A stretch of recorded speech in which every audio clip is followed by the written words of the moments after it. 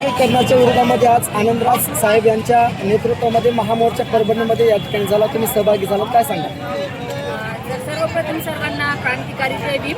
आज 17 जून रोजी अबकडच्या उपवर्गीकरणाच्या विरोधामध्ये परभणीमध्ये महाधडक मोर्चाचं आयोजन करण्यात आलेलं होतं आणि या मोर्चाला खरं तर अतिशय छान असा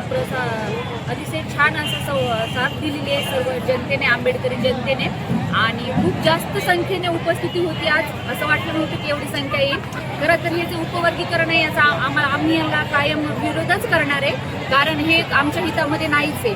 आणि आज या उपवर्गीकरणाचं जे सांगायचं झालं तर मातंग समाज म्हणतोय की आम्हाला बौद्धांपेक्षा वेगळं आरक्षण पाहिजे, कारण त्यामध्ये आमचं नुकसान आहे, म्हणून आम्ही हा घेतलेला आहे की आम्हाला याच्यामध्ये खूप मोठं नुकसान होणार आहे. त्यामुळे आम्ही हा मोर्चा काढण्यात आला होता आनंदराज साहेबांच्या नेतृत्वामध्ये.